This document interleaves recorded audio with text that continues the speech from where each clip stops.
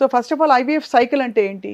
ఎక్కడి నుంచి ఎక్కడి వరకు ఒక సైకిల్ అవుతుంది? ఐవీఎఫ్ సైకిల్ అంటే ఎగ్ కలెక్షన్ చేసి వచ్చిన ఎగ్స్ నుంచి అంటే వాట్ ఎవర్ ఎంబ్రియోస్ బీట్ 4 కానీ 6 కానీ అవన్నీ ట్రాన్స్ఫర్ చేసి ఫెయిల్ అయితే that's when we call it as a complete IVF cycle.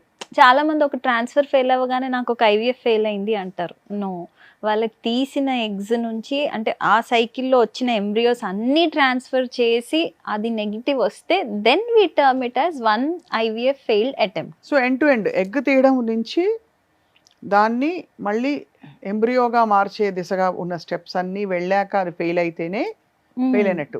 Yes, egg తీసి అది ఫ్యూజింగ్ లో దానిలో ప్రాబ్లం అయితే it's not a failure. That is also. But చాలా మంది ఇప్పుడు సే సపోజ్ వి రిట్రీవ్ 10 eggs, వాళ్ళకి 6 ఎంబ్రియోస్ వచ్చినాయి. నేను ఫస్ట్ టైం 2 ఎంబ్రియోస్ ట్రాన్స్ఫర్ చేశాను. ఆ 2 నెగిటివ్ రాగానే నాకు ఒక ఐవీఎఫ్ నెగిటివ్ వచ్చింది అని చెప్తారు. దే హ్యావ్ 4 ఎంబ్రియోస్ కదా, అవును.